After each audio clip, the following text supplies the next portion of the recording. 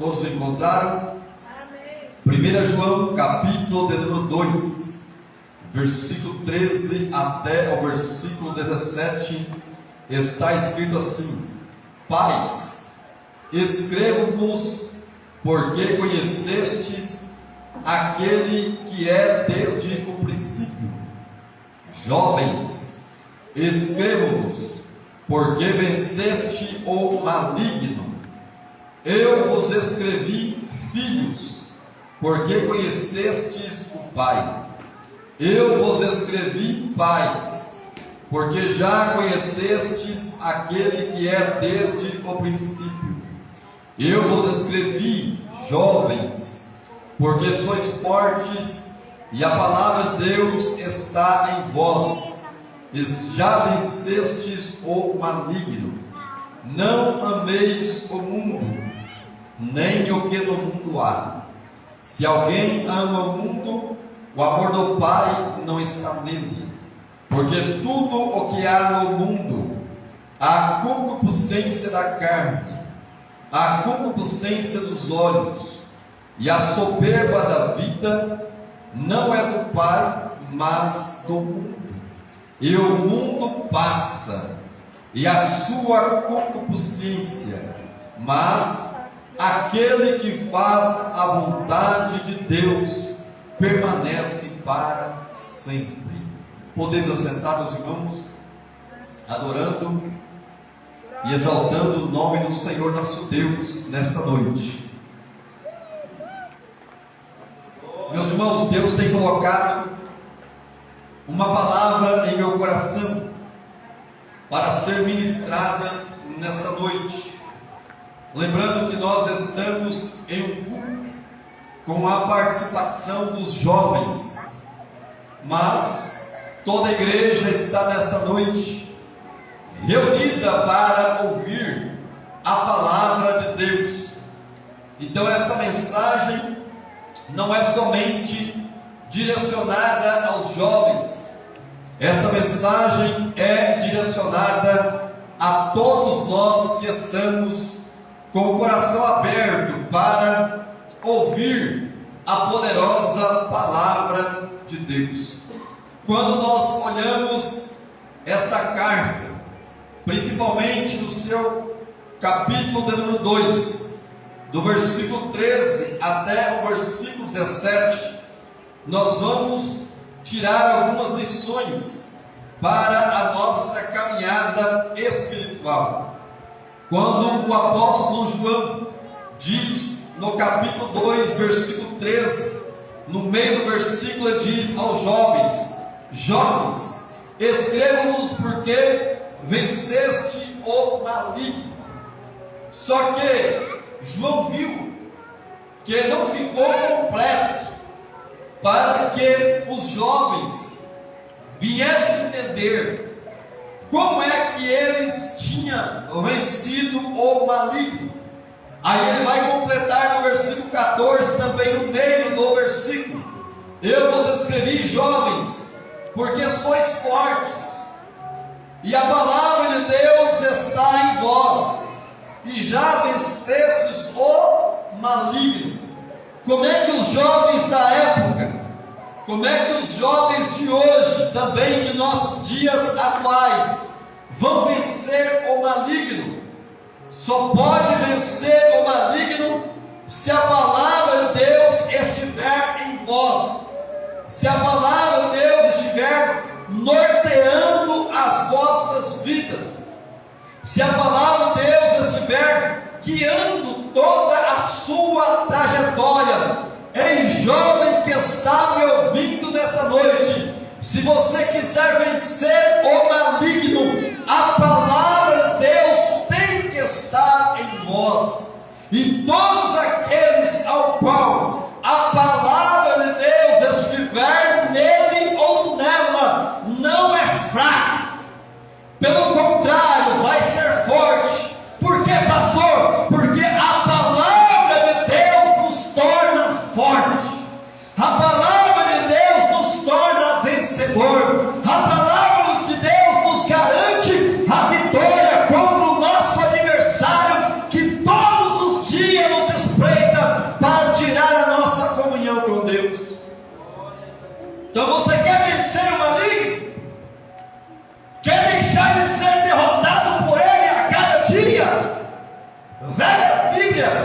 pratique a Bíblia Sagrada, porque você é jovem, você é crente, você que serve a Deus, só vai vencer o maligno se a palavra de Deus estiver em vós. Aí depois que a palavra de Deus estiver em nós, e nós compreendermos a necessidade da mesma, João vai dizer no capítulo 2, versículo 15, o começo do versículo: não ameis o mundo. Irmãos, para nós não amarmos o mundo, só se a palavra de Deus estiver na nossa vida. Porque a tendência do ser humano nessa terra é amar o mundo, é viver de acordo com o mundo, é ceder para as paixões mundanas. E aqui nesta noite eu quero colocar um tema para essa mensagem, para a nossa meditação, de compreensão da palavra de Deus. O tema dessa mensagem nessa noite é: não ameis o mundo. Pastor, por que nós não devemos amar o mundo? Porque quem ama o mundo, o amor do Pai não está nele. É um perigo muito grande para o crente, para o cristão, para o servo, o verdadeiro, genuíno, ceder para as paixões mundanas. Quando nós cedemos para o mundo, quando nós amamos o mundo, o amor do Pai sai de dentro de cada um de nós. Quando eu trato de mundo, a palavra mundo aqui neste versículo vem do grego cosmos, que se refere não ao planeta Terra, não à Terra criada por Deus, frequentemente se refere ao vasto sistema de vida desta era. E esse sistema de vida desta era é fomentado por Satanás, ou seja, é alimentado por Satanás, é impulsionado por Satanás. Por isso que nós não podemos amar o mundo, ou seja, esse sistema que governa o mundo, esse sistema que é contra Deus, esse sistema que está à parte de Deus, esse sistema que está separado de Deus. Você pode observar que o sistema mundano, ele não tem nada a ver com Deus, não tem nada a ver com a obediência a Deus, não tem nada a ver com a palavra de Deus, irmãos. Esse sistema mundano, ele não consiste somente nos prazeres óbvios, nos prazeres malignos, nos prazeres morais, de fácil identificação por cada de nós. Esse sistema mundano, ele vai muito além, ele está muito mais enraizado na cultura, no globo terrestre do que nós imaginamos. O sistema mundano, meus irmãos, se você for observar, ele está aí nas filosofias, ele está na psicologia, ele está nos desejos, ele está na medicina, ele está na agricultura. Você pode ver que, se você for contemplar, estudar um pouquinho mais a fundo, na medicina, como é que o sistema mundano está infiltrado? O sistema mundano, meus irmãos, está infiltrado na medicina, ao defender, ao promover as matanças dos seres humanos nascidos, ou seja, daquele que vai nascer. Trazendo um contexto que você entenda melhor, o aborto de crianças no ventre materno. Você pode observar que Satanás, infiltrado na medicina, está abortando crianças no ventre materno. E muitas vezes o governo apoiando esse crime diante de Deus. Então Satanás está infiltrado na medicina, através dos abortos, através das coisas que desagradam a Deus. Satanás também está infiltrado, meus irmãos, na agricultura, produzindo drogas, produzindo meios narcóticos, produzindo muitas vezes cachaça, produzindo álcool, produzindo cerveja, produzindo tudo quanto é contra Deus. E nós, meus irmãos, nós não podemos aceitar este governo de Satanás.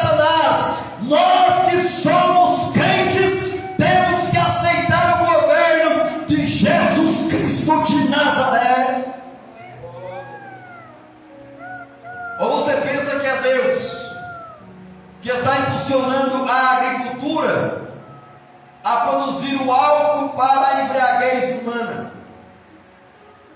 Você pensa que é Deus que está infiltrado na agricultura, produzindo maconha para viciar as pessoas, produzindo crack, produzindo outros tipos de narcóticos? Você pode ter certeza, é a influência de Satanás, meus irmãos. Deixa eu trazer um leque aqui nessa noite, para você compreender onde essa palavra quer chegar. Ei, no mundo espiritual não tem três reinos. No mundo espiritual só tem dois reinos: o reino de Deus e o reino de Satanás. Ah, pastor, mas tem também o reino dos homens. Não existe. Você não vai encontrar na Bíblia a Bíblia dizendo que há o reino dos homens. Só existe o reino de Deus e o reino de Satanás, trazendo para nós nessa palavra: aquilo que não é de Deus é do diabo, aquilo que não é de Deus é de Satanás. Então faça uma retrospectiva, traga tudo na sua vida para a peneira, que é a palavra de Deus, a peneira que faz a separação. O que for de Deus, dedica a sua vida. Pastor, e o que não for de Deus, abandona, deixa para trás, renuncia, porque a Bíblia diz: não ameis o mundo.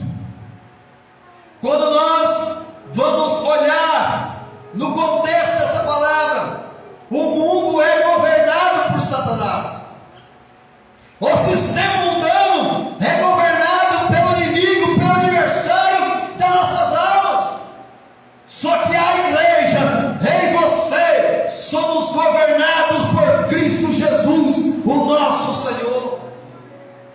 Há dois grupos distintos na terra: aquele grupo que é governado por Satanás e a igreja que é governada por Jesus de Nazaré. E eu tenho certeza nessa noite que eu estou pregando ainda para um povo que é governado por Jesus, que tem prazer de viver, se esforçar para viver a poderosa palavra de Deus. Aleluia. Primeiro culto de jovens do ano: não ameis o mundo. Não ameis o mundo. Satanás tem esse mundo tão organizado nas mãos, que a Bíblia diz que o reino das trevas ele é organizado. Jesus chega a dizer que os filhos das trevas são mais prudentes do que os filhos da luz. Satanás é tão organizado nesse sistema mundano que ele está infiltrado na política. Ou você pensa que é Deus que impulsiona essa corrupção? Ou você pensa que é Deus que impulsiona essa lavagem de dinheiro, que tira dos mais pobres para sustentar os mais ricos?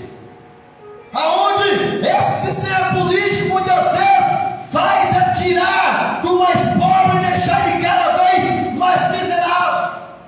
Ao invés de atender o órfão, atender a viúva, atender os mais necessitados da sociedade, é Satanás que está organizando esse sistema político. É por isso que o sistema político no Brasil e no mundo é corrupto. É por isso que esse sistema político ele é devasso. É por isso que você, como cristão, meus irmãos, nós não podemos apoiar a política. Pelo contrário, como cidadãos devemos voltar, mas apoiar do jeito que está, não. Nós temos que viver o oposto desta política corrupta. Nós temos que ser cada dia mais sincero com Deus, mais verdadeiro com Deus, mais justo com Deus, vivendo a vida mais santificada com Deus, porque esse sistema político também vai passar. Segundo a Bíblia, esse sistema Deus um dia vai destruir.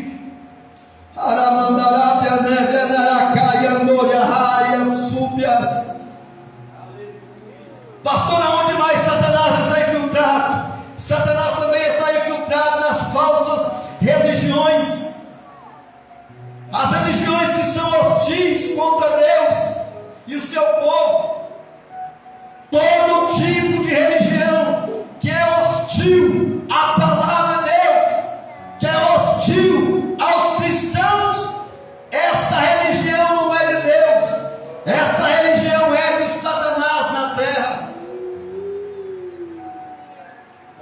Então ele está infiltrado em várias áreas da sociedade, em várias camadas da sociedade. Pastor, então o que eu devo fazer? Não amar o mundo, não andar de braços dados com o mundo, não andar colado com o mundo. Pelo contrário, vai a cada dia deixando o mundo de lado e vivendo uma nova vida em Cristo Jesus, o nosso Senhor.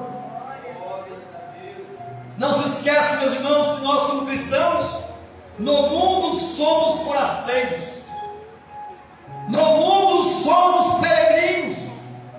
Jesus disse: ei, se o mundo vos odeia, sabei que antes do que vós me odiaste a mim.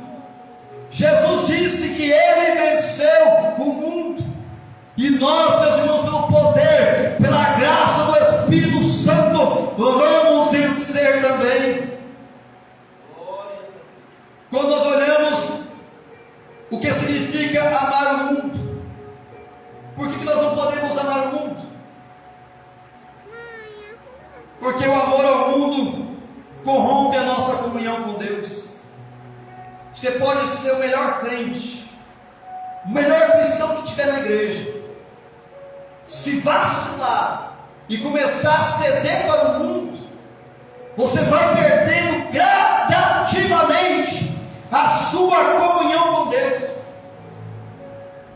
E essa caminhada mundana vai te destruir espiritualmente, vai perdendo as forças espirituais, vai perdendo a vida espiritual. Por quê, pastor? Porque é impossível, meus irmãos, nós amarmos o mundo e amarmos a Deus ao mesmo tempo. É impossível nós amarmos a dois senhores ao mesmo instante. Jesus falou que nós vamos dedicar a um e desprezar o outro. Então nós não podemos amar o mundo. Amar o mundo significa estar em estreita comunhão com Ele, dedicar-se aos seus valores. Se já observou, meus irmãos, que tem crentes, infelizmente, que se dedicam tanto aos valores mundanos e eles vão desprezando as coisas de Deus. Você já viu aqueles crentes que muitas vezes dedicam tanto à política e esquecem de dedicar ao evangelismo? Tem cristão, meus irmãos, ou tem crente que se falasse tanto de Jesus como fala de política, a igreja estava mais cheia de salvos. Por quê, pastor? Porque são pessoas que se dedicam aos valores mundanos, são pessoas que se dedicam aos interesses mundanos, são pessoas que se dedicam aos caminhos mundanos, aos prazeres terrenos. Mas o tema dessa mensagem nessa noite é: não ameis o mundo. Olha o versículo 16: porque tudo que há no mundo, a palavra de Deus está dizendo tudo que há no mundo, a concupiscência da carne, a concupiscência dos olhos e a soberba da vida, não é do Pai, mas do mundo. Pastor, o que significa essa palavra concupiscência? Desejos pecaminosos, significa luxúria, significa cobiça. Tudo isso, meus irmãos, vai ficar nesta terra, mas aqueles que estão em Deus, aqueles que fazem a vontade de Deus, a Bíblia diz que estes permanecem para todos sempre. Aleluia! Louvado seja o nome de Jesus. Aqui João vai mostrar três coisas, meus irmãos, que nós temos que tomar muito cuidado. A primeira coisa é a concupiscência da carne. A concupiscência da carne inclui os desejos impuros,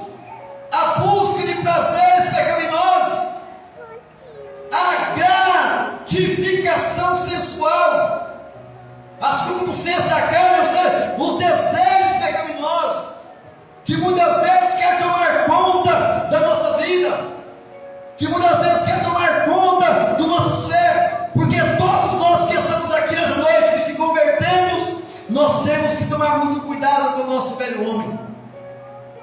Eu não sei se você observou já alguma vez, de vez ou outra ele quer ressuscitar, de vez ou outra ele quer tomar vida novamente, de vez ou outra ele quer tomar conta desta carcaça, da sua carcaça, do nosso ser. Nós temos que tomar muito cuidado com o nosso velho homem, com esta carne que muitas vezes só quer se inclinar para o pecado, só quer se inclinar para as coisas erradas, só quer se inclinar para os desejos errados, só quer se inclinar para as paixões erradas. E a concupiscência da carne, meus irmãos, não é de Deus. A segunda coisa que nós devemos tomar muito cuidado é com as concupiscências dos olhos, ou seja, com os desejos pecaminosos dos olhos. Jesus vai tratar sobre esse assunto em Mateus capítulo 5, versículo 29. Se o teu olho direito o fizer pecar, arranque-o e lance-o fora. É melhor perder uma parte dos seus membros do que todo o seu corpo ser lançado no inferno.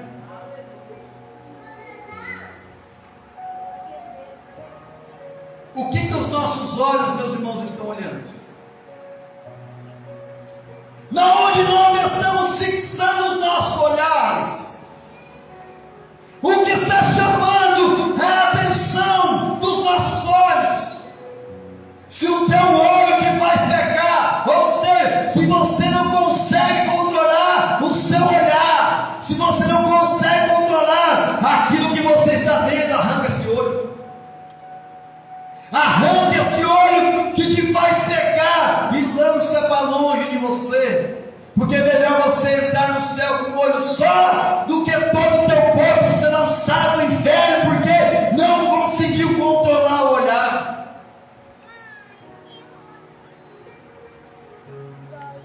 A coisa é séria, irmãos. A concupiscência dos olhos não é de Deus. Os olhos se referem à cobiça, ao desejo descontrolado por coisas atraentes aos olhos. O salmista diz assim, não porei coisa imunda, não porei coisa impura perante os meus olhos. O salmista, buscando a santificação da sua vida, ele começou a tirar as coisas impuras diante dos seus olhos. Ele começou a identificar aquilo que era impuro e ele foi tirando da sua vista. Ei, o que os olhos não veem, o coração não sente. Você sabe por que está crescendo no seu ser esse desejo de traição? É porque os seus olhos estão olhando demais traição. Seus olhos estão olhando demais romances indevidos.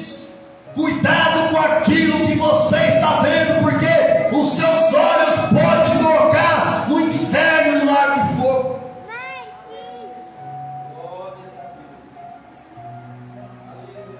A concupiscência dos olhos significa também o desejo de olhar naquilo que dá prazer pecaminoso. Pastor, traz mais de perto aqueles que são viciados em pornografias. Isso é desejo pecaminoso. E com o que você vê? Não é com os ouvidos, é com os olhos.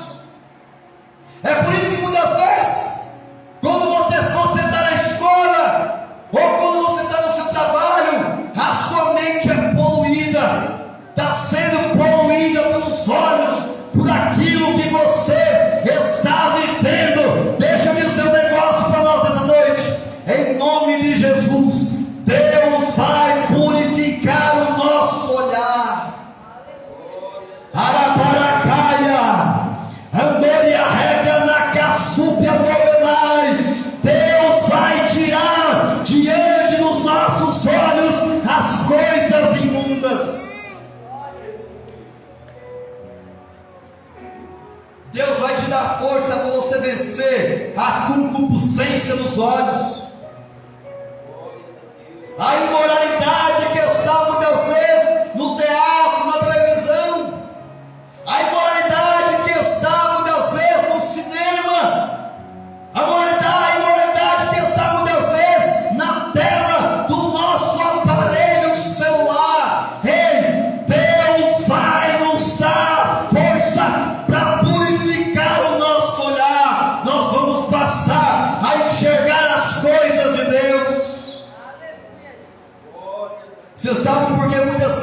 consegue ver as coisas espirituais, é porque os seus olhos estão cheios de coisas carnais. Olha aqui para você ver esse recipiente. Se esse copo tivesse cheio até a tampa, não tinha espaço para mais nada, porque estava cheio. Ei, quando o crente está cheio do Espírito Santo de Deus, não tem espaço para a podridão da carne, não tem espaço para as coisas mundanas, não tem espaço para as coisas dessa vida, porque ele está cheio do Espírito. Pastor, o que é que nós precisamos então? Ser cheios do Espírito Santo de Deus, ser cheio da graça de Deus, ser cheio da autoridade de Deus, ser cheios da unção de Deus. Orando aqui, meus irmãos, antes de começar o culto, eu senti que Deus quer abrir o céu sobre esta igreja. Eu senti, meus irmãos, que Deus quer dar dons espirituais para a igreja. Eu senti que Deus quer dar unção nas nossas vidas. Eu senti que Deus quer realizar milagres nos cultos, mas é necessário uma purificação da nossa parte. É necessário nós se pormos, como a irmã Poliane cantou, de joelhos, buscando as coisas que vêm do alto, de joelhos, buscando as coisas que são de cima. Somente assim nós vamos vencer a concupiscência da carne e também a concupiscência dos olhos.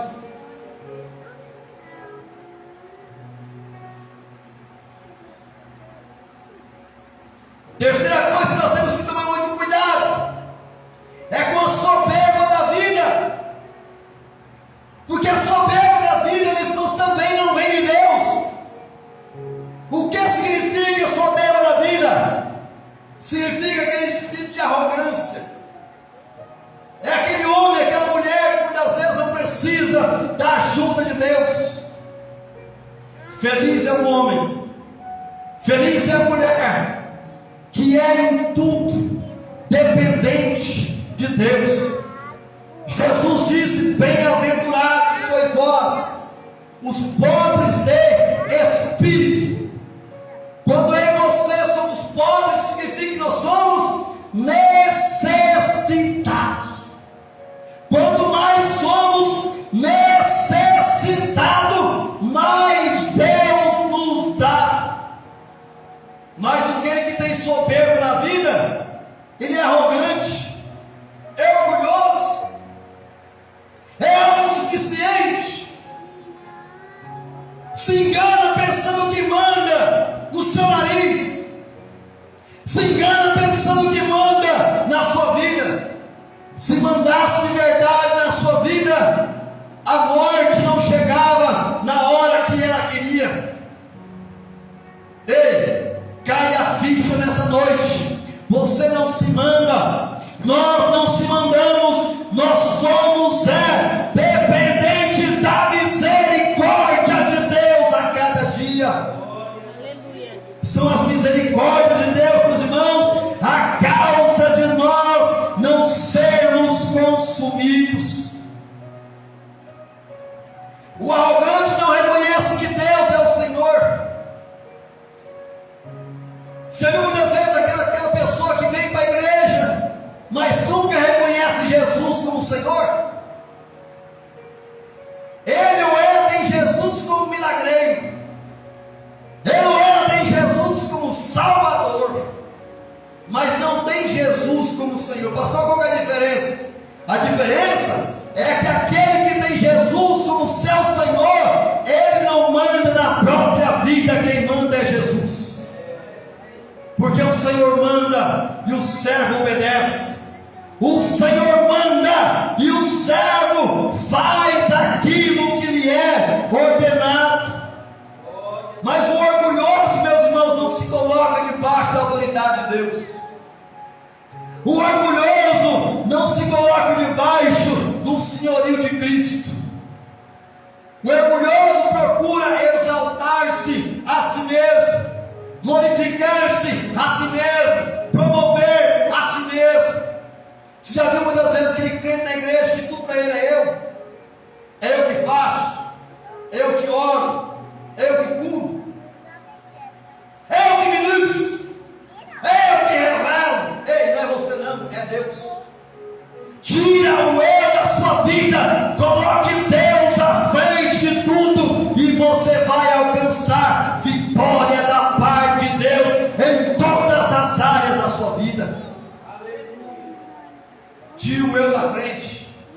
coloque a Deus, e a sua vida vai mudar. A sua história não vai mudar. Deus vai fazer de você vencedor nesta última hora. Aí João vai dizer no versículo 17: e o mundo passa, ou seja, o sistema mundano passa, as concupiscências também vai passar, tanto da carne como dos olhos, como a soberba da vida vai passar. Não pense você que essas coisas vai permanecer, isso tudo é temporário. Mas aquele que faz a vontade de Deus permanece para sempre. O crente não pode ter comunhão espiritual com aqueles que vivem no sistema iníquo do mundo. Nós não podemos ter, meus irmãos, comunhão com aqueles, sentir uma comunhão com aqueles que não querem ter o mesmo compromisso que eu e você temos. Nós temos que se afastar das coisas mundanas. Devemos reprovar abertamente o pecado. Você quer ter comunhão com Deus? Reprova o pecado. Odeie o pecado. Larga do pecado. E Isaías diz: só há uma coisa que faz a separação entre nós e o nosso Deus. Pastor, o que é? É o pecado. É o pecado que nos afasta de Deus. E você já observou que hoje está acontecendo ao contrário, meu pastor? A igreja, ao invés de pregar contra o pecado, de lutar contra o pecado, a igreja está abraçando o pecado com os dois braços. A igreja está aceitando o pecado entrar em nosso meio e fazer o que quiser. Ei, você é um portador do Espírito Santo de Deus. Aonde há o Espírito Santo de Deus, não tem espaço para o pecado. Devemos pregar contra o pecado. Coisa hoje muito difícil, muito raro hoje. Você vê um pregador, ou uma cantora, ou um cantor pregando contra o pecado. Pelo contrário, a maioria das pregações hoje estão massageando o pecado. A maioria das pregações hoje estão motivando as coisas erradas. Mas eu glorifico a Deus que ainda há remanescentes nesta última hora que reprovam o pecado abertamente, que ainda tem coragem de dizer: isso não pode, não deve, é errado, isso é pecado. Eu glorifico a Deus que ainda há na terra sal e luz, porque Jesus nos chamou, meus irmãos, para ser sal e luz. Jesus não nos chamou para ser açúcar e treva, porque sal é para salgar, sal é para conservar, agora açúcar é para adoçar. Jesus não nos chamou para adoçar nada nesse mundo, pelo contrário, Jesus nos chamou para salgar, para ser tempero, para ser diferente. Jesus não nos chamou para ser treva, Jesus nos chamou para ser luz, para ser guia dos homens que estão nas trevas. Como é que alguém em treva, meus irmãos, vai enxergar o caminho se não tiver uma luz para o guiar? Como é que alguém em treva vai enxergar Jesus se em você não tiver Jesus vivendo em nós? Como Paulo, na certa feita, bateu no peito e disse: já não vivo mais eu, mas Cristo vive em mim. Jesus nos chamou para ser sal da terra e luz do mundo. Só que tem um negócio: não é porque nós estamos reprovando o pecado Não é porque nós somos sal da terra e luz do mundo que nós devemos odiar os pecadores. Jesus nos dá uma lição. Jesus não cometeu pecado. Jesus foi e é a luz do mundo, mas você vai ver sempre Jesus amando os pecadores, comendo com os pecadores, pregando o evangelho aos pecadores, porque Jesus buscava ganhá-los. E eu e você também, como servos em Cristo Jesus, nós devemos procurar ganhá-los para Cristo. Aleluia, Jesus. Você está entendendo nessa noite? A mensagem que Deus está trazendo quentinha no nosso coração. Não ameis o mundo. Não dedique o seu tempo nas coisas do mundo. Vai passar, vai perecer, é temporário, vai se perder. Dedique às coisas eternas. Dedique o seu tempo nas coisas de Deus, porque não vai perecer, porque não é temporário, porque não é passageiro. Ei, a eternidade nos espera. Para encerrarmos nessa noite, para a conclusão dessa palavra, o que vai acontecer com alguém que não ama o mundo? Tem que estar disposto a viver uma vida de separação das coisas do mundo, porque quando você não amar o mundo, o que é o contrário de amor? Não é ódio? É ou não é? O oposto de amor é ódio, e o oposto de ódio é amor. Então, se a Bíblia está dizendo para nós não amarmos o mundo, ela está dizendo para nós: odeia o mundo, para nós odiarmos o mundo. Aí o cristão verdadeiro vai ter o que na parte do mundo? Vai ter tribulação. Vai ter o que na parte do mundo? Vai ter perseguição. Todos aqueles que quiserem viver piamente em Cristo padecerão perseguições. Ah, pastor, não estou tendo tribulação nenhuma. Oh, minha vida está uma maravilha.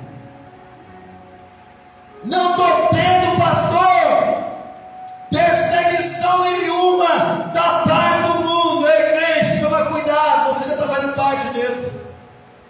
Porque o crente verdadeiro e genuíno vai ser atribulado pelo mundo, vai ser perseguido pelo mundo, vai sofrer neste mundo por causa das coisas de Deus.